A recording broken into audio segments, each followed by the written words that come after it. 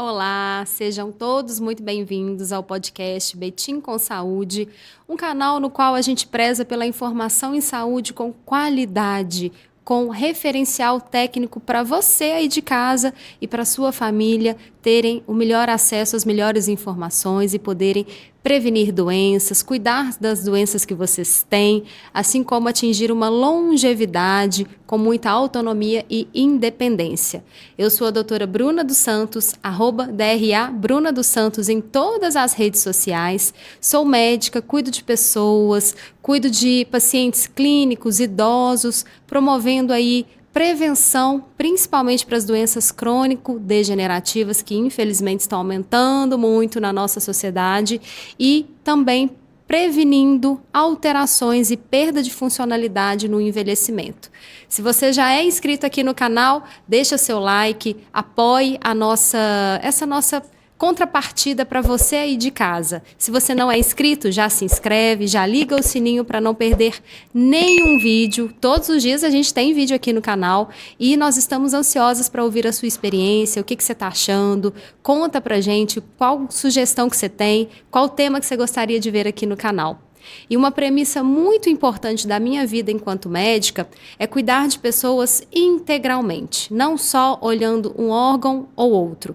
Toda a saúde do paciente ela é integral. Uma coisa pode influenciar em outra. E é por isso que hoje eu trouxe uma profissional de excelência na sua área para a gente falar sobre a saúde dos olhos e quais os impactos clínicos e na nossa vida diária que nós temos dentro desses problemas de saúde oftalmológicos.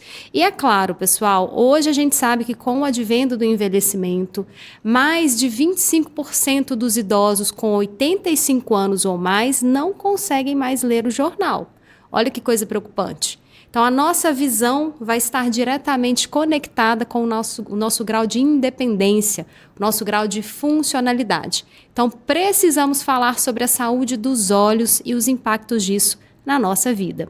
E para isso eu trouxe hoje a doutora Carla Ferrari. Carla, seja muito bem-vinda ao nosso podcast e eu peço para que você se apresente para o nosso público, por favor. Muito obrigada, primeiramente, pelo convite. Realmente me sinto lisonjeada com ele.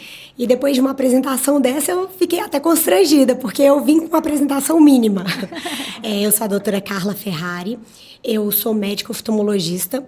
Meu foco principal é estrabismo e oftalmopediatria, mas eu atendo todas as idades. Gente, muita gente liga no consultório e fica na cabeça que o atendimento é somente infantil. E não, eu atendo do bebê ao idoso.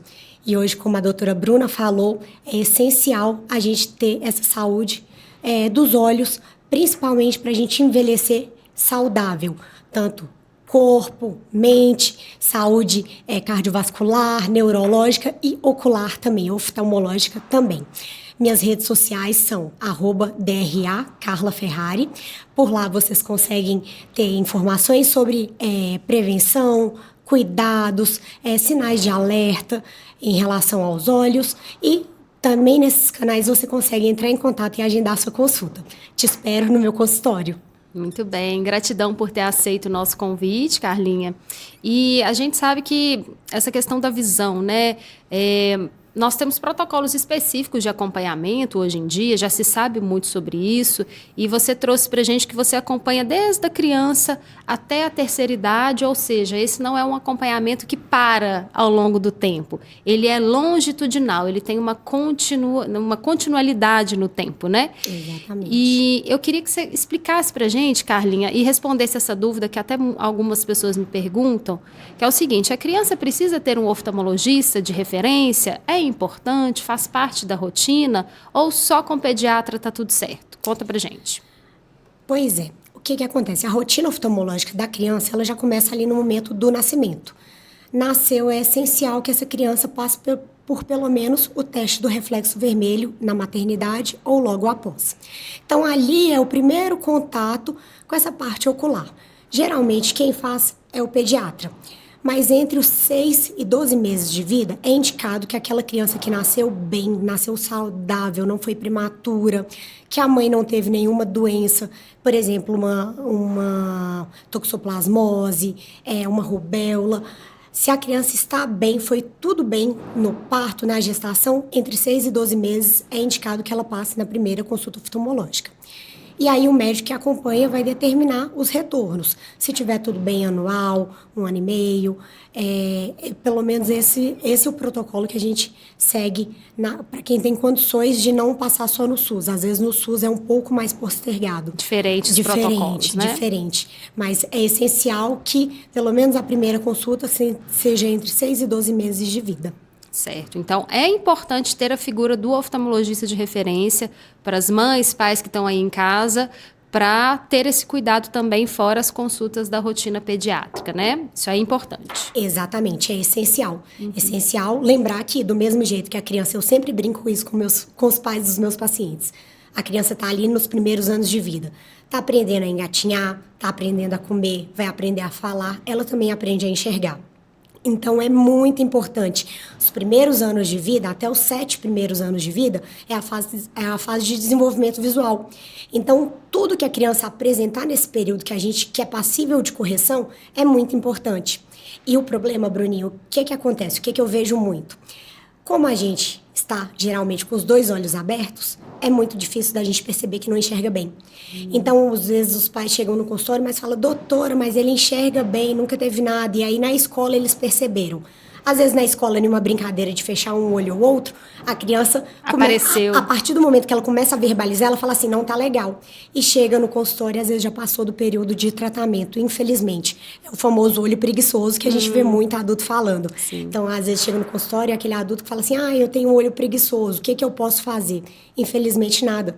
Porque ele perdeu aquele tempo lá atrás, que era que ele estava aprendendo a enxergar. Chama plasticidade cerebral. Então, a gente tem ali muitas conexões, muitos neurônios, e realmente aprende que cada olho individual, que ele tem que enxergar bem. Então, é assim, é essencial, é importante em todas as idades. Mas eu falo que na criança a gente tem a chance de deixar a criança ou um adulto enxergando bem. Importantíssimo. Então, quer dizer, existe uma janela de oportunidade que essa criança vai ter de tanto detectar quanto intervir nos problemas oculares em geral e que, se for perdido, infelizmente, pode trazer consequências para a vida adulta, não é isso? Exatamente. E um ponto muito importante, gente, é porque a gente não tem ideia da gravidade, porque a gente enxerga bem dos 2 olhos. Mas a partir do momento que uma pessoa tem um problema visual em um olho, ela tem que ter o dobro de cuidado com o outro. Porque, infelizmente, eu tenho uma doença ocular no olho direito e sou cega dele. Se, por uma fatalidade, ela tem um trauma ocular no olho contralateral, ela fica cega. E isso, para a vida infantil, é uma tristeza, adulta é uma tristeza, mas você fica dependente, às vezes, na terceira idade, por causa disso, por um descuidado. Ou seja, né, a gente perde uma oportunidade grande de ter esse cuidado preventivo e corretivo também, às vezes por um desconhecimento. Porque eu observo, Carlinha, que às vezes os pais até têm a condição financeira até de procurar esse cuidado fora do SUS, mas desconhecem a importância. Só quando vem, igual você falou, atividade escolar, que é detectada. Então, que você aí de casa, que tem crianças, busque o oftalmologista, tal qual você tem um pediatra para confiar, para chamar de seu, para chamar de sua, tenha uma oftalmo também, né, Carlinha? É isso mesmo, gente. Tem um oftalmo para chamar de seu. E é muito diferente um oftalmologista geral de um oftalmologista que atende criança. Eu sempre falo, quem atende criança, atende adulto. Quem atende adulto, às vezes não atende criança. Os testes são diferentes. A criança que não verbaliza, a gente consegue descobrir através de aparelhos se ela precisa ou não de óculos, se ela tem algum grau. Tem os testes do estrabismo, que às vezes não é tão aparente, mas no meio da consulta a gente descobre algum desvio ocular. Então, é essencial, não espere a criança falar. Ninguém, na verdade, precisa verbalizar para passar por um exame oftalmológico. Nenhum bebê, nenhuma criança. Às vezes o analfabeto fica um pouco angustiado de ir lá e não reconhecer as letras. Um paciente com alguma paralisia cerebral ou um surdo mudo. Não precisa, gente. Todo mundo pode e deve, porque o paciente ele colabora, mas ele não faz a função principal. A gente consegue fazer a função principal de um exame completo sem ele precisar falar nada. Nossa, que interessante isso que você trouxe, Carlinha. Então, o paciente que é analfabeto, por alguma questão cognitiva não consegue verbalizar. Gente, existem testes que o oftalmologista vai fazer para essa população. Então, isso não deve ser um motivo para não procurar, né? Importante frisar isso, muito interessante. Sim, sim, porque muita gente fica com isso na cabeça, né? Eu vou levar o meu bebê de 7 meses, ele nem fala. Gente, às vezes tem um bebezinho de 7 meses que tem um grau super alto, que ele precisa de correção para ele poder ter uma qualidade visual melhor. E eu brinco que a criança é mais difícil porque ela não sabe o que é enxergar bem. Então, às vezes, no parâmetro na cabecinha dela, ela enxerga bem. Depois que ela coloca um óculos, que ela vê com nitidez, ela fala, opa, nossa, como é bom eu enxergar. O mundo novo se abre. Todo mundo gosta de enxergar bem, inclusive a criança, inclusive um paciente que não verbaliza, que às vezes não mostra alguns sinais de dificuldade visual, e quando vai no exame é muito diferente. Realmente ele enxerga melhor a vida. É, isso mesmo. E, Carlinha, pensando na trajetória desse paciente, no trajeto de vida, e pensando que é uma criança que começou os seus cuidados oftalmológicos ali, entrou nos protocolos de avaliação de rotina, né? E aí torna-se um paciente adulto, enfim. A gente sabe que existem as urgências oftalmológicas, que é quando ocorre alguma coisa mais grave no olho e ele precisa de um atendimento imediato, e nós sabemos que existem patologias que dá para esperar, assim, você procurar um profissional, agendar um acompanhamento ambulatorial, pré-agendado. Conta pra gente como que a gente consegue diferenciar. Aconteceu alguma coisa com o meu olho. Quando que eu tenho que procurar o oftalmologista? Agora, ainda hoje? E quando que eu posso esperar? Bom, uma urgência realmente é aquilo que ocorre de forma abrupta. Então, ali, um belo exemplo disso é o trauma ocular. Você tomou uma bolada no olho, você tomou uma cotovelada, bateu algum corpo estranho, caiu algum corpo estranho. Infelizmente, tem os acidentes domésticos, então, pérfuro cortante. Tudo isso é uma urgência que você tem que ir imediatamente em um serviço, tá? Não dá para deixar para o dia seguinte. Até porque, geralmente, o paciente sente muita dor nesses casos e o tratamento é feito de imediato. O que eu falo que são sinais para procurar um atendimento o mais rápido por exemplo, algum flash, começar a ver alguns flashes de luz, algum borrão que acompanha, você está olhando para um lado, para o outro, e esse borrão não some, ele está no ponto fixo da sua visão. Uma baixa visual abrupta, então acordou, não estou enxergando de um olho vermelho, remelando. Todo mundo associa o olho vermelho à conjuntivite, né? Mas não, gente, tem um mundo de olho vermelho. Então, assim, tem uveíte, tem esclerite, tem episclerite, tem blefarite, um monte de ite. Não é só a conjuntivite. E até um ponto que eu venho falar aqui com você, que provavelmente você pega os olhos vermelhos também, que, infelizmente, muita gente sem conhecimento, às vezes para tentar ajudar, prescreve colírio. E isso é muito perigoso, porque geralmente é o colírio de antibiótico e não é necessário, porque a conjuntivite, em 90% dos casos, é viral. Então, é o que eu falo aqui no consultório. Eu falo, gente, quando você está com uma tossezinha, você entra com antibiótico? Não entra. O mesmo raciocínio, a mesma coisa. Então, não precisa usar esse antibiótico. Então, às vezes, a pessoa está usando aquilo ali sem nenhuma necessidade. Além de ser um desgaste, pingar um colírio, também tem as contraindicações, tudo. Então, sempre, olho vermelho não é ir no pediatra, não é ir no clínico geral, não é em um pronto-socorro geral. É oftalmologista ou pronto-socorro oftalmológico. Muito bem. Então, você aí de casa, se você ainda não sabe onde estão os locais que têm atendimento emergencial de rápido acesso, dê uma pesquisada, porque isso é importante. Todos nós estamos sujeitos a ter aí uma alteração ocular aguda, parou de enxergar, levou uma bolada, um trauma. A gente tem que saber qual a referência, onde que a gente busca, né? E um dos problemas, Carlinha, que as pessoas em geral, até eu tenho, e cuido com você, inclusive, né? Sou paciente da Carlinha, e ela é minha paciente, olha que maravilha. É uma troca de serviços. É uma troca de serviços. De serviço, de informação, de conhecimento, porque cada consulta a gente troca ali várias... Aprendemos muito, não é? Verdade. Muito bom. E até eu tenho esse problema também, que é a questão dos erros de refração, que é não enxergar para longe, para perto, ter que usar óculos e o acompanhamento de grau. E muitas pessoas hoje em dia vivenciam esse problema e é um problema muito complicado no sentido de que eu não observo que as pessoas às vezes têm a seriedade no cuidado, no acompanhamento. Eu queria que você falasse para a gente, assim, de um modo geral, o que são esses erros de refração, a sua experiência com isso, qual a recomendação para uma pessoa que está em casa assistindo, que quer voltar a se cuidar nessa parte? O que você traz para a gente? Certo. Os erros de refração nada mais são do que aquelas alterações oculares que te fazem não enxergar tão bem. Então, tem a miopia, tem a hipermetropia, o astigmatismo e tem a presbiopia, que é o nosso próximo tópico, inclusive. Então, assim, gente, o míope nada mais é do que aquela dificuldade de enxergar distante. Então, ele não tem uma definição na imagem, não fica tão claro, às vezes não consegue nem identificar o que é.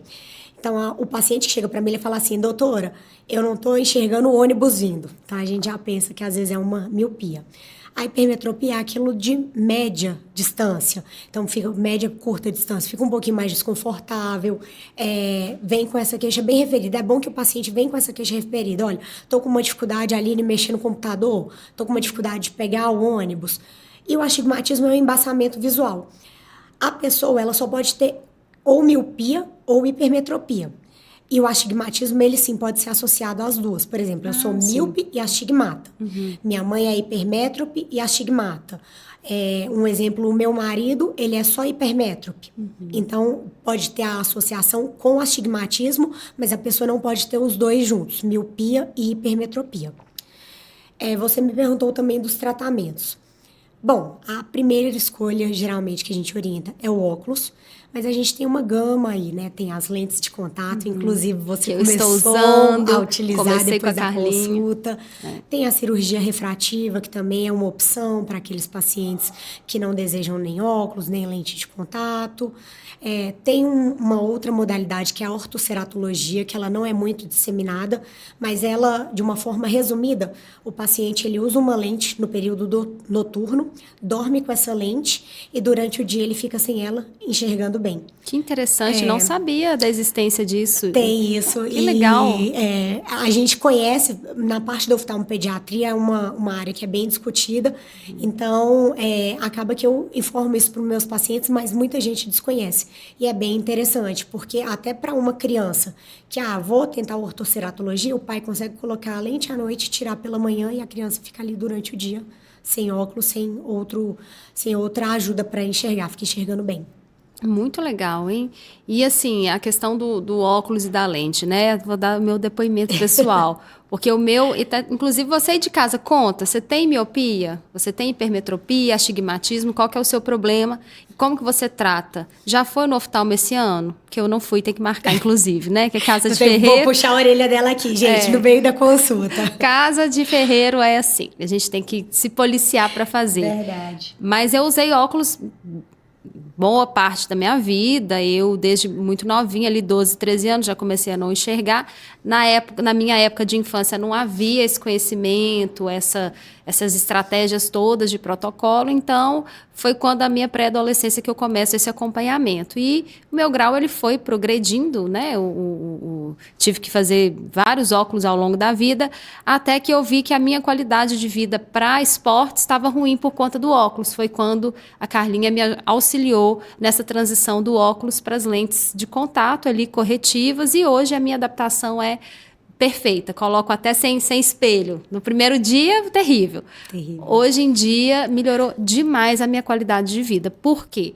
Porque eu busquei uma profissional que me acompanhou nesse processo. Isso é importante, mesmo que seja uma miopia leve, o paciente ter esse cuidado, né, Carla? Sim, é importante, principalmente pelo fato das lentes de contato, porque elas são uma ótima opção, mas para revezar com óculos, a gente não vive exclusivamente de lente de contato. Ela com os cuidados de higiene adequado, com a troca regular, com uma boa informação, com o cuidado do paciente, tem tudo para dar certo. Mas, infelizmente, se a pessoa não tem tanta responsabilidade ou tanto conhecimento, ou às vezes compra diretamente em algum local que não tem o teste da lente, ela fica desacompanhada. Então, ela pode evoluir para algumas complicações. E a complicação da lente de contato, ela é drástica, o resultado é muito ruim. Uma úlcera de córnea, uma úlcera infectada, infelizmente, a gente vê vários depoimentos hoje em rede social, tem as pessoas contando os relatos. É triste, porque é uma baixa visual significativa e às vezes não consegue de correção. além do transplante de córnea. Nossa, mas é um triste que ele é prevenível, né? É um triste totalmente prevenível. Por isso que eu falo, é importante você... eu desejo usar lente de contato. Foi o que eu te levei na consulta como uma opção. Bruninha, então vamos fazer o teste? Lá você vai aprender as trocas regulares, como que você higieniza uma lente, qual produto utilizar, porque muita gente às vezes utiliza soro que não pode. Então é assim, é uma consulta tão completa quanto uma consulta normal oftalmológica, só que ali você está aprendendo os cuidados necessários para um objeto que você vai colocar diariamente no seu olho. Então, no mínimo, ele tem que ser limpo, tem que ser bem cuidado, tem que ser bem manipulado. E esses cuidados, pessoal, só um oftalmologista é capaz de te ensinar, tá? Então, não vai usar a lente da outra pessoa. Eu tenho falado muito isso aqui, a prescrição de um não é igual à prescrição do outro. Esses óculos que a gente compra, que as pessoas compram em lugares que não tem uma testagem, não tem um profissional adequado, não são indicados, né, Carlinha? É verdade. Então, tem que ter esses cuidados. Tudo é individualizado, gente, para tudo na vida. Em qualquer área da medicina, você vai em um clínico, o exame físico é seu, a prescrição é sua, as orientações são suas. A mesma coisa na parte oftalmológica. Não tem receita de bolo. Eu brinco que a única coisa que o paciente pode usar à vontade é o colírio lubrificante, que não faz mal para ninguém. Agora, o restante é bem individualizado. Muito bem. Pessoal, comenta aí se você já está aí sensibilizado com a nossa conversa, já marcou o seu oftalmologista, seus cuidados clínicos também, que eu tenho um privilégio muito bom de ter profissionais aqui que eu trago para conversar e que são pessoas da minha equipe, que eu brinco que é todo mundo da minha equipe, porque a gente discute caso, a gente vai entender esse paciente como um todo, a gente vai organizar as condutas e ainda pensando no trajeto de uma pessoa, na vida dela e as alterações oculares que podem acontecer. Com o advento do envelhecimento, a gente sabe que a visão também envelhece. E um dos problemas comuns é a presbiopia, que a partir dos 40 anos pode começar a chegar. E com a alteração visual, a minha maior preocupação dentro da parte clínica é que o paciente, ou você aí de casa, tenha uma perda da sua funcionalidade, ou seja, de conseguir fazer as suas atividades diárias. E queria ouvir de você, Carlinha, o que é essa questão da presbiopia? O pessoal chama de vista cansada. Explica pra gente e como que você maneja esses casos de presbiopia na sua rotina oftalmológica. Certo, foi uma ótima introdução, acho que você falou ali o principal. O paciente, ele procura o consultório por volta de 40, 42. Às vezes, algumas pessoas postergam mais, não é receita de bolo também a idade, mas a maioria é 40 anos mesmo. Então, ela chega ali com uma queixa de dificuldade visual para perto. Então, uma dificuldade para ler alguma mensagem no celular, para ler um jornal. E a brincadeira que elas fazem é, meu braço tá curto, doutor. Eu estico o máximo e não tem jeito. Eu já tô quase comprando alguma coisa para esticar mais. E não precisa disso. A gente consegue resolver isso com óculos de perto, tá? Isso acontece porque no fundo do olho, eu vou tentar falar de uma maneira bem sucinta, mas para as pessoas entenderem. Quando a gente tem um músculo no fundo do olho que ele é muito forte ao nascer. Então, a maioria das crianças, ela tem um grau de hipermetropia fisiológica por causa dessa força muscular exacerbada. E à medida que a gente vai envelhecendo, essa força vai diminuindo, diminuindo, diminuindo. Por volta dos 40 anos, esse músculo realmente está mais fraco. E é aí que a gente ajuda ele com esse óculos com o grau para perto, tá? Então, dos 40 aos 60 anos, é uma perda visual progressiva, ali de anualmente vai aumentar um pouquinho e geralmente nos 60 anos estabiliza. Certo. Então, você que está em casa com as vistas cansadas, tem uma coisa para ser feita, né? Tem uma coisa para ser feita, gente. Como eu falo, todo mundo merece enxergar bem, independente da idade. E isso melhora muito a qualidade visual do paciente, a qualidade de vida. Porque a pessoa começa a ficar angustiada. Às vezes, uma queixa frequente é de quem costura. Fala, isso está me atrapalhando muito na minha qualidade de vida. Eu gostava de fazer e parei de fazer. E não precisa. A gente consegue, de uma maneira fácil, com o uso do óculos, com uma orientação certa, com uma consulta completa, corrigir isso. Muito bem. E uma outra questão que nós observamos, tanto na parte clínica quanto na oftalmológica também, e eu acredito que é o próximo problema de saúde pública. Os dois próximos problemas de saúde pública são uso de tela e jogo patológico, que é o vício em jogos de azar. E que a gente está tendo muito acesso a isso por conta de dispositivo eletrônico, celular, tablet, etc. E tem estudo que mostra que o brasileiro ele fica acordado 16 horas por dia em média. e a maior parte dos brasileiros permanece em tela até metade desse tempo. Então, são 8 horas por dia, picadas ali ou não, que a gente está em frente à tela, seja computador, celular, televisão e tudo mais. Os impactos clínicos a gente já está entendendo, né? O déficit de atenção, hiperatividade, alteração de produção de melatonina, insônia, ganho de peso, sedentarismo, questões de memória. Isso tem acontecido. E eu imagino que na área da oftalmologia, talvez vocês também estejam percebendo a chegada desses problemas. E eu queria que você trouxesse esse panorama para a gente. Carlinha, como que está essa situação nas diversas faixas etárias? O que vocês têm visto? O que vocês têm achado? E o que vocês recomendam para a gente? A gente tem visto uma epidemia de miopia, principalmente nas crianças. Porque, infelizmente, a criança, se deixar, ela fica muito mais que o adulto. Ela passa o dia inteiro em frente à tela. Então, tem tido um uso indiscriminado disso, sabe? A gente faz as orientações, tem a parte da Sociedade Brasileira de Pediatria, da restrição de telas ali até os 2 anos de vida, depois de ser um aumento gradual. Mas é muito difícil. Eu falo... tanto como mãe quanto profissional. É a minha formação levar para os pacientes, mas eu tenho filho em casa que já está ali no tempo de tela, que pode ter acesso, e eu vejo como é difícil, às vezes, retirar ele. Não, deu seu tempinho, vamos fazer outra coisa, porque hipnotiza mesmo. Exatamente. É feito para isso, né? É feito para isso. Então, como você falou, além dos vários fatores de comportamental, sociológico, psicológico, tem o fator ocular. Essa epidemia de miopia está bem associada a isso, tanto o surgimento como a progressão do grau do míope. Então, a gente fica com receio de ter aí, nos próximos anos, várias crianças automíopes. Tanto que tem vários tratamentos também para isso, Bruninha, até um ponto bem importante, gente, que antes a gente não tinha acesso a isso. E hoje a gente já consegue ter tratamentos para controle da miopia. Então, a gente tem colírio de atropina, várias doses, não adianta tentar ir na farmácia e comprar, porque não é assim, gente. Tem lente de focos. Então, assim, tem uma gama de opções de tratamento. Porque a gente tem receio do automíope. Sim. O automíope tem maior risco de descolamento de retina, tem mais degenerações, então a gente não quer isso de jeito nenhum. Então, a gente já está trazendo isso para a infância, porque, infelizmente, tem aumentado significativamente os casos no consultório.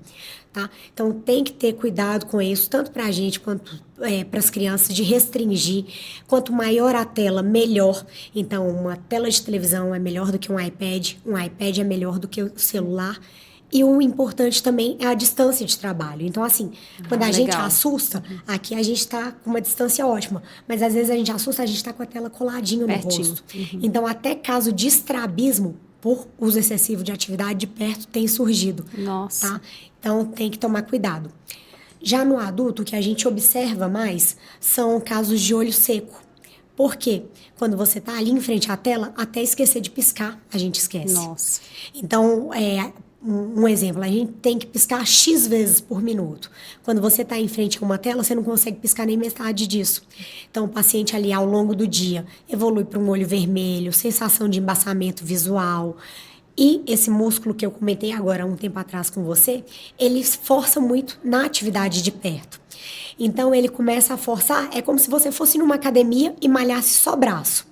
Você tá ali em frente à tela, você tá malhando só aquele músculo ali o dia inteiro. Então, às vezes, no final do dia, você vai ter um desconforto visual, um embaçamento visual, dor em cima dos olhos. E, às vezes, é justamente pela tela. Às vezes, o paciente chega na consulta com essas queixas, jurando que ele precisa de um óculos.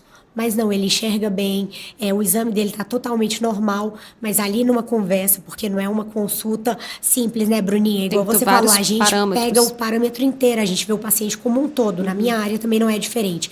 Com o que ele trabalha, o que ele precisa, o que ele deseja.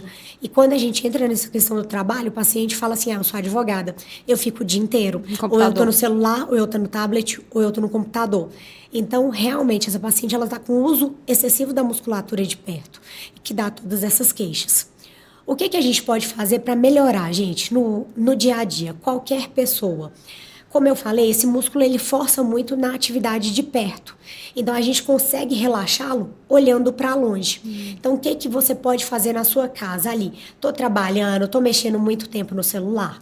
Cada 20 minutinhos, acha um ponto distante, 5, 6 metros, e olha 20 segundos. E a cada 20 minutos, você continua fazendo isso. A cada 2 horas, você vai tentar mudar esse intervalo. Em vez de fazer 20 segundos, você vai fazer um intervalo maior, de 20 minutos. Então, você vai mudar aquela atividade. Você vai fazer um lanche, você vai tentar fazer outra coisa que não seja uma atividade de perto. Porque o que eu brinco também, às vezes a pessoa fala, eu fiz o intervalo, mas ela saiu do celular e foi pro computador. Aí não dá, adiantou, né? Não resolveu nada, o sintoma continua. Então vai ser bom até pra gente abstrair a mente, olhar para longe, descansar Não, você vai tomar um visão. café, vai relaxar, tenta, porque já virou mania. E eu falo porque eu também faço isso. Às vezes, no meu momento do café, eu tô ali trabalhando, respondendo um paciente. Então, no final do dia, eu mesmo, usuário de lente de contato, eu não tô enxergando a tela do meu celular. E não é porque eu sou presbítera, porque eu tô longe disso. É porque eu usei excessivamente a minha atividade ocular para perto durante o meu dia. Então, eu tenho me policiado por conta disso, porque eu comecei a viver na pele e realmente é muito desconfortável. Eu fechei todos os critérios que você falou, né? Então, pode... A dor no a final do prescrição dia, já começa aqui. já começa a relaxar a visão. Exato. Então, a gente está aqui conversando, olha para um ponto distante, relaxa, volta depois para o seu trabalho. E isso é na medida do possível, né, Bruninha? Sim. A orientação que a gente faz. Se cada um consegue ou não seguir, é difícil, mas é o mínimo que eu posso trazer nas minhas consultas e aqui também, porque é algo que não vai causar nenhum malefício, essa informação. E eu acho que esse tipo de informação ele tem que estar acessível, né, Carlinha? Porque todo mundo vai usar a tela em algum ponto, é a nossa realidade, a tecnologia está aí. Inclusive, gente, nós temos um episódio aqui no canal sobre os riscos do uso de tela. A gente trouxe uma pediatra aqui que falou sobre isso e, enfim, está posto que a tecnologia está aí, a gente vai usufruir dentro do que é o saudável. E tendo essas dicas valiosas, certamente a gente vai conseguir preservar a nossa saúde ocular, né, Carlinha? Pois é, são dicas práticas que dá para qualquer pessoa fazer, em qualquer lugar, qualquer idade, e que realmente contribui para uma qualidade visual melhor. Certo. E ainda também pensando nessa trajetória do paciente que está envelhecendo bem, vai chegar aos 70, 80, 90, que é a realidade que a gente está vivendo no Brasil, o envelhecimento ele vai mudar muitas outras coisas, além da questão visual, vai mudar também algumas questões endócrino-metabólicas e isso pode se manifestar com outros adoecimentos também, diabetes, hipertensão. E esses pacientes, eu brinco que assim, lá na hora que eu estou fazendo a entrevista clínica, eu pergunto, você já fez alguma cirurgia? Aí o paciente fala, não, nunca fiz.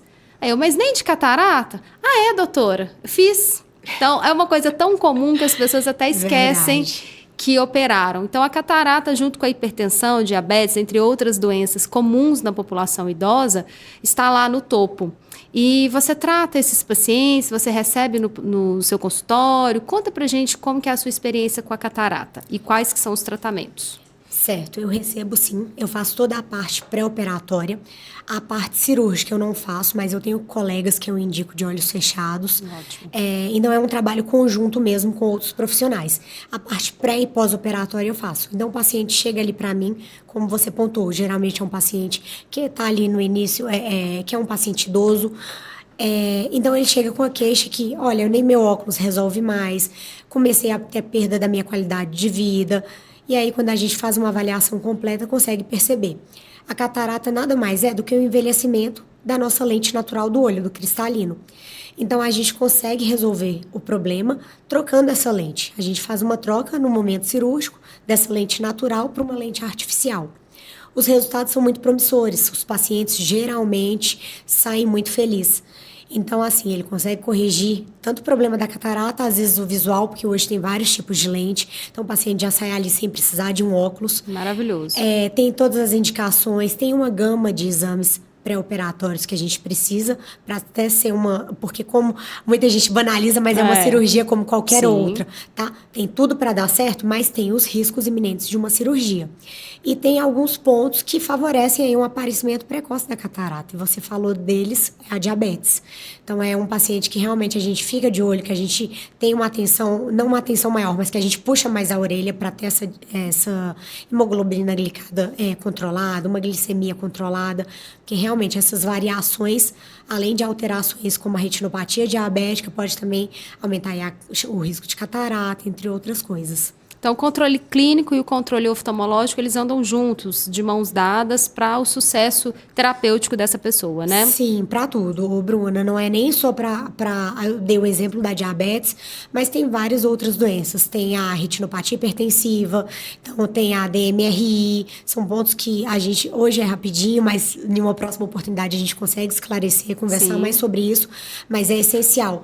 É essencial um controle clínico, é essencial um paciente ciente das consequências dessas doenças de base descontroladas. Então, é um trabalho em conjunto. Eu sempre recebo, na maioria dos casos, porque o paciente descobriu que tem ali uma hipertensão, um diabetes, vem para uma consulta, às vezes encaminhada pelo clínico, e é essencial a gente caminhar juntas mesmo, porque desandou ali aquela diabetes, infelizmente o risco de ter alteração ocular é grande. E, infelizmente, com o advento do envelhecimento, nós sabemos que tem duas coisas que podem acontecer. O envelhecimento normal, saudável, que não vai trazer doença, vai trazer algumas questões ali, algumas dificuldades corporais, que é a senescência, mas tem o envelhecimento que vai para o braço das doenças, das alterações mais graves, que é a senilidade. E uma dessas mudanças que a gente percebe é justamente a mudança metabólica, principalmente na mulher. Perde-se muita massa muscular, perde-se líquido corporal, ganha-se muita gordura, principalmente essa gordura abdominal, que a gente chama de obesidade central, gordura visceral, que vai aumentar muito o risco cardiovascular dessa pessoa ter um infarto, um AVC, uma hipertensão, e também aumenta o risco de diabetes, que é aquela doença que aumenta o açúcar no sangue. Me conta se você é diabético, se você tem alguém na sua família diabético ou se você já ouviu falar dessa doença, que é tão perigosa e tão, digamos assim, banalizada no sentido de não ser levado a sério a importância de manter um acompanhamento adequado. Primeiro, pelas questões clínicas, né, que a gente precisa entrar com as medicações, fazer o controle da alimentação, o controle das doenças crônicas, ajustar medicação, mas entendendo também que uma das grandes consequências da diabetes são as consequências nos olhos.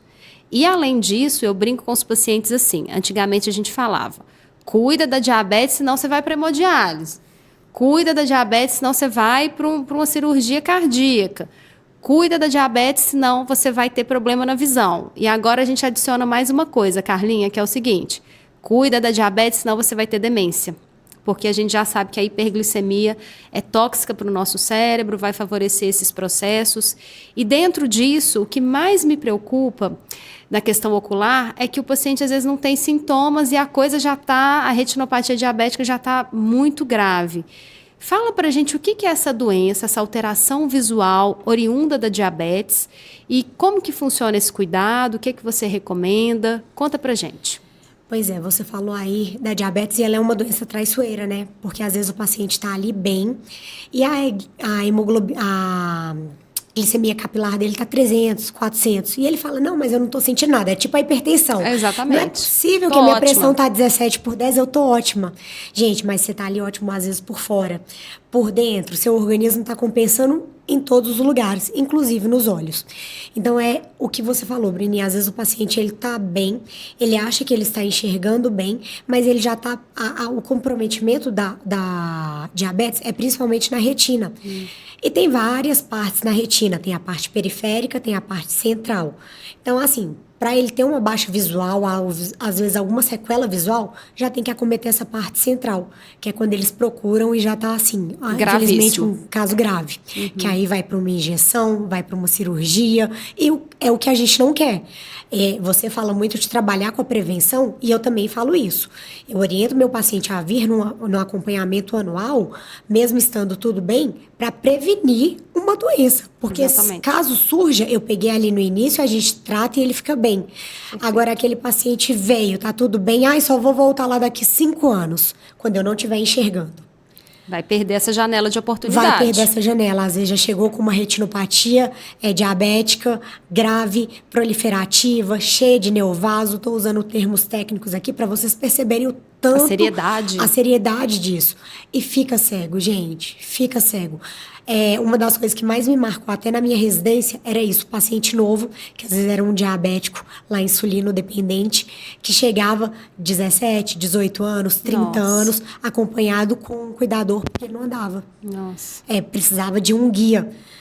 Então, assim, é uma doença muito triste. Essas doenças que a gente não tem o que fazer para corrigir, por exemplo, a catarata que a gente citou, você opera e geralmente fica bem. Sim. Agora, às vezes, a retinopatia diabética, a área que ela já... o estrago que ela causou, a gente não consegue mais reverter. A gente tenta evitar a progressão ocular. Sim. Também, mas o que perdeu, às vezes, é irreversível. Então, a gente perde essa oportunidade que o paciente poderia ter de evitar perder mais esse órgão, mais essa funcionalidade dentro da questão da diabetes. E a importância também de manter o controle clínico, né, Carlinha? Porque não adianta o paciente começar uma dieta hoje para ir no oftalmologista na quinta-feira, porque essa desglicemia, não esses dá. picos e esses declínios abruptos, né, atrapalham tanto na parte clínica, mas para vocês também, não atrapalha na avaliação? Sim, sim. A gente, um dos questionamentos que eu faço para o meu paciente, dentro das comorbidades que ele tem, eu sou diabético. E como que está a sua hemoglobina glicada? Como que está a sua glicemia capilar? Porque às vezes o paciente, nos momentos que ele tem um pico de glicemia, uma hiperglicemia, ele queixa um embaçamento visual. Então, se ele faz o óculos comigo, se ele passa pelo exame oftalmológico, pela parte da refração nesse pico, o óculos não vai ficar confortável depois. Então, é essencial que ele tenha um controle, que ele tenha consciência disso, que ele queira se cuidar, porque o óculos às vezes vai ficar perfeito no momento da consulta, mas ali na frente ele relaxou, voltou para aqueles picos hiperglicêmicos, vai ficar desconfortável novamente. Então, esses tratamentos, essas estratégias de cuidado, elas andam juntas. E, mais uma vez, gente, você aí de casa que é diabético, a diabetes não é uma doença boba, não é uma doença à toa. Ela faz mal para diversos órgãos do nosso corpo. Entretanto, é uma doença que temos tratamento, temos medicações diversas, de excelente qualidade. Cada ano que passa vai entrando mais remédios. Agora tem os inibidores de SGLT2, os GLP-1, né, que é o Saxenda e tudo mais. E tem muita coisa que dá para ser feita. Controle alimentar, cada ano que passa, a gente descobre mais novidades que os alimentos trazem para a gente. Então, não tem porquê, né, Carlinha? É verdade. Um ponto que eu vejo muito é que, às vezes, eu acho que as pessoas esperam chegar numa fase muito ruim para acreditar que aquela doença é má. Então, porque ela é uma doença silenciosa. Então, não, tá tudo bem. Não, isso é exagero médico, porque eu ouço muito isso. Principalmente, eu sou a oftalmologista do meu pai. Meu pai é diabético, você sabe. Sim. Então, ele me acha super exagerada quando eu vejo a glicada dele alta, quando eu vejo a glicemia capilar dele alterada. E eu bato muito nessa tecla com ele. Falo, pai, é uma doença silenciosa. Às vezes, quando você tiver uma repercussão oftalmológica, não tem mais o que fazer. E outro ponto, Bruninha, esse daqui eu preciso trazer para esse podcast. Por favor. Gente, consulta oftalmológica tem que dilatar. Você tem que pingar aquele colírio que fica embaçado para crescer a pupila. Dessa maneira, você vai passar por uma boa consulta oftalmológica. Então, meu pai, que agora é meu paciente depois que eu formei, ele passou a vida inteira em consulta oftalmológica, mas nunca havia sido dilatado. Uai, gente, que isso? Que isso? Né? Então, assim, eu fiquei horrorizada. Às vezes eu pegava na residência os pacientes que relatavam isso. Às vezes vem em mim paciente hoje no consultório que fala, doutora, eu te procurei porque eu passei em um outro profissional que ele nem olhou pra mim, que ele nem pingou o colírio. Nossa. E experiências traumáticas, experiências traumáticas. Então, assim, às vezes eu via por fora e não acreditava que estava tão perto. E isso aconteceu com o meu pai, que era o mínimo. Então, assim, tem que procurar realmente boas referências, bons profissionais. Às vezes é um custo a mais ali, mas que vale a pena, gente. Porque o que adianta, às vezes, você passar em um profissional já... que tem um gasto, você vai lá e não recebe um bom atendimento ou come mosca com isso, deixa passar alguma alteração, porque a gente só consegue ver essas partes periféricas da retina através de uma dilatação. Então, quer dizer, chegar na consulta já preparado para isso, para o que vai ocorrer, para pingar o colírio, aguardar o tempo, né, que precisa. Exatamente. Às vezes, em Betim, eu tenho recebido muito isso. Às vezes a pessoa não acha que vai dilatar. E todos os meus pacientes, são dilatados durante a consulta. Então, isso é até um informativo que a gente passa no agendamento. Olha, venha preparado, se necessário, venha com acompanhante, evite dirigir, porque você vai ser dilatado. E a pessoa chegou lá, esqueci que eu ia ser dilatado. Eu remarco, eu peço para voltar outro dia, porque é fundamental para um exame bem feito.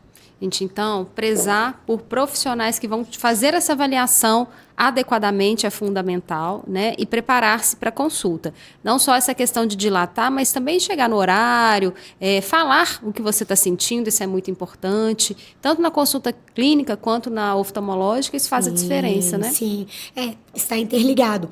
O paciente não chega lá e eu só pergunto do olho dele, tá enxergando bem ou não tá? Não, como é que você está? Você faz algum tratamento? Você faz atividade física? Para as menores, para criança menor, eu tento ali ver com os pais a qualidade visual da criança, se ela tem brincadeira ao ar livre, se ela passa muito tempo em frente às telas. Então, a gente engloba tudo mesmo. E também a história familiar, né? Porque muitas coisas a gente herda e na parte oftalmológica não é diferente. O glaucoma é um exemplo disso. Sim. E uma outra questão muito comum, inclusive, eu não sei se eu te contei, essa semana eu atendi 2 idosas, uma atrás da outra com o mesmo problema, que é a questão da degeneração macular associada aí à idade, que essas 2 pacientes, o que mais contrastava é que uma já tinha esse diagnóstico há alguns anos, então ela estava perfeitamente adaptada ali, dentro das limitações dela, mas conseguia caminhar, conseguia regar suas plantas, conseguia se alimentar, e a outra recebeu o diagnóstico recentemente, então vai iniciar o processo de adaptação. E, claro, é muito doloroso para a família, para a própria paciente, reduzir essa autonomia e essa independência em função de agora ser uma pessoa portadora de uma necessidade especial por estar com uma alteração visual grave, uma cegueira importante.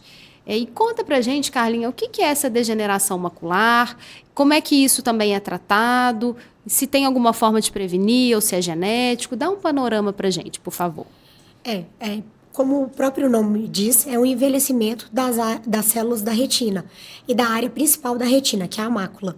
Então, o paciente ele vem com essa queixa, assim, meu óculos não resolve, no exame não resolve, já operei catarata, e através do exame, através, às vezes, de exames complementares, a gente consegue perceber isso, tá? Na parte clínica, Bruninha, às vezes, só na consulta de rotina eu já consigo dar esse feedback para o paciente, olha, provavelmente você tem isso, a gente vai confirmar através de alguns exames, mas um exame oftalmológico bem feito, a gente também consegue indica, já perceber. Isso. E a gente tem algumas formas, tem grave, tem forma úmida, seca, não vou entrar nisso porque é muito extenso, mas o prognóstico visual tende a ser bom. Não é uma doença que ele causa incapacidade para o paciente. Então, a pessoa consegue ali viver bem. Hoje, a gente lança mão de uso de algumas vitaminas. A gente orienta o paciente a melhorar a alimentação. Então, alimentação, folhas mais escuras. Então, alface, rúcula, agrião, isso é importante. E acompanha esse paciente aí com os períodos mais curtos para ver como que essa doença tem progredido. Em alguns casos tem também indicação de injeção, mas inicialmente é mais um controle mesmo. O paciente às vezes vive bem com essa doença aí sem progressão. É uma doença meio que às escuras, sabe? A gente não consegue determinar o que vai progredir ou não. A gente tem os fatores genéticos, então o tabagismo piora, o principal fator de risco é a idade. Tem também hipertensão, diabetes, exposição solar. Geralmente são de pacientes claros, acima de 60 anos, mulheres. Então, assim, tem algumas coisinhas que a gente consegue fechar em um diagnóstico. E fica desconfortável para o paciente, que ele refere que a visão de perto dele está como se fosse ondulada. Então, ele consegue dar essa dica para a gente, assim, doutora, sabe aquele calçadão do Rio de Janeiro, que tem aquelas ondinhas? Sim. Depois que o meu paciente me falou isso, eu gravei. Porque são coisas que marcam. É bem parecido mesmo. Eu enxergo exatamente desse jeito. Sim. E a gente faz alguns testes e consegue confirmar isso. Mas, como é na parte principal da visão, infelizmente a gente fica um pouquinho de pés e mãos atadas. A gente tenta evitar a progressão, mas o que perdeu a gente não consegue recuperar. Entendi. Então, essa questão da degeneração macular tem esses cuidados clínicos que você consegue fazer da rotina, alimentação, controlar as doenças de base, o que eu estou entendendo que vai ser bom para tudo, né, para o paciente, até para prevenir outras doenças oculares também, né? Exatamente. Eu falo que a gente caminha junto até por causa disso. Um paciente que tem consciência que ele tem que ter hábitos diários saudáveis, ele ajuda todos os médicos que ele passa. Ele te ajuda na prevenção de uma hipertensão, de um diabetes, na minha parte, de uma retinopatia hipertensiva diabética, de uma DMRI, na parte cardiovascular, o infarto. Então, assim, eu acho que cada dia todos os médicos têm batido mais nessa tecla e eu acho que é o caminho a seguir mesmo. Eu vi até você falando com a profissional da atividade física, Sim. que exercício físico vai virar prescrição. É isso. Gente, exatamente. Para todo mundo, para todo mundo. Para a minha parte, para a sua, para a do cardiologista, neurologista, reumatologista.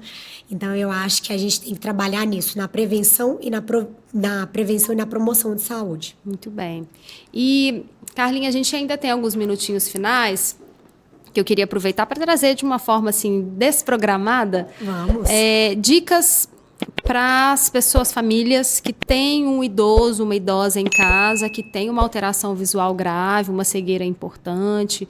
Quais cuidados na rotina que eles podem ter para auxiliar esse paciente, essa pessoa? O que você recomendaria de um modo geral, assim? Bom, é uma pergunta até difícil, porque é difícil se colocar no lugar do outro, já que eu nunca passei por isso. Porque eu falo que quando eu tenho algum caso na minha família, fica mais fácil, igual o caso do meu pai, o diabético. Então, eu já tenho um manejo diferente. A experiência que eu tenho são com os pacientes que eu já peguei que tinham isso, tinha uma baixa visual significativa. Primeiro é paciência, porque não... Gente, eu falo, olha, eu amo a minha área mais que tudo, então eu puxo todo mundo, sardinha para oftalmologia. Sim. Mas a gente consegue viver assim relativamente bem, sem um braço, sem uma perna, mas agora sem enxergar. Eu não imagino algo mais triste, porque você fica exclusivamente dependente de alguém.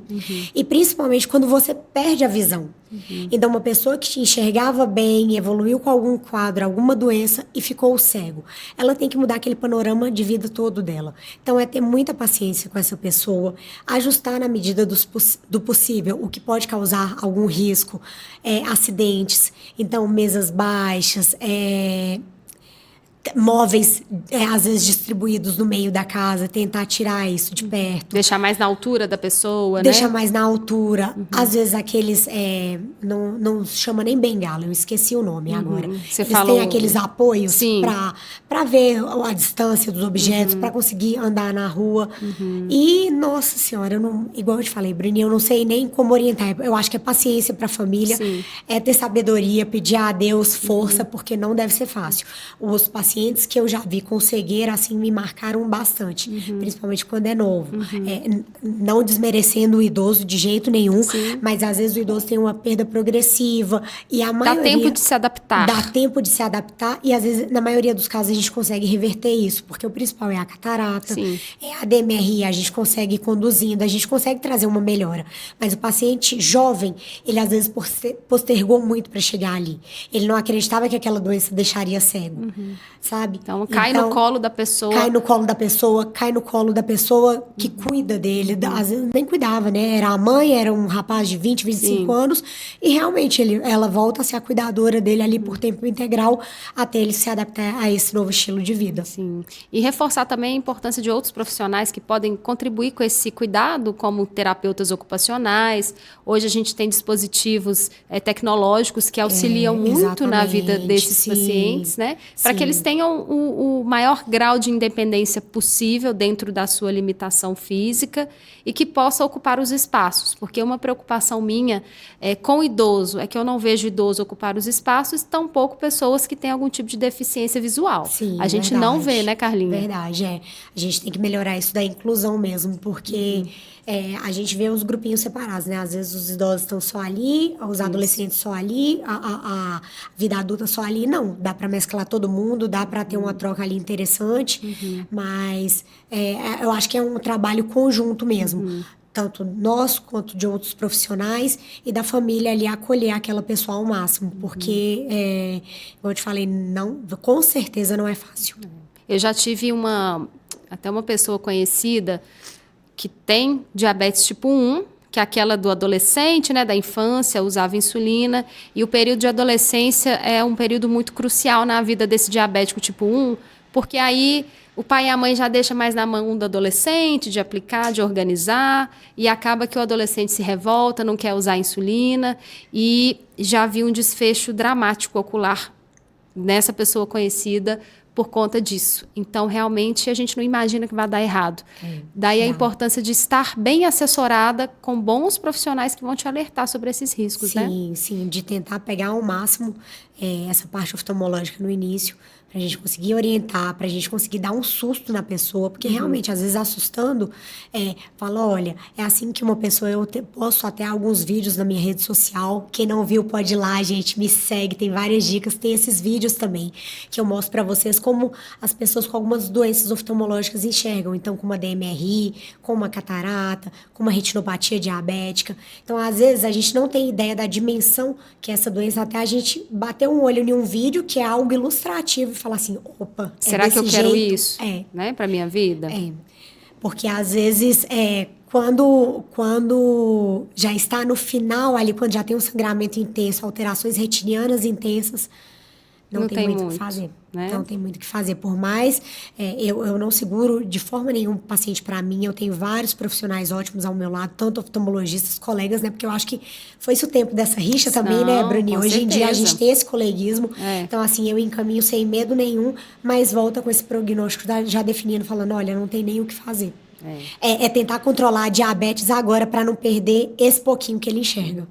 Ou seja, gente, você aí de casa, a importância de estar bem equipado, bem assessorado, bem acompanhado por profissionais, seja comigo na clínica, com a Carlinha na oftalmologia, outros profissionais de outras especialidades que conversem entre si, isso é fundamental, né? É fundamental. Essa troca é grandiosa para todo mundo, né? Eu acho que quem ainda mantém aquela cabeça eu não posso trocar experiência e conhecimento, eu vou criar um concorrente, não. Eu acho que a gente se une e forma cada dia profissionais melhores, mais capacitados para atender o paciente e até para orientá-los.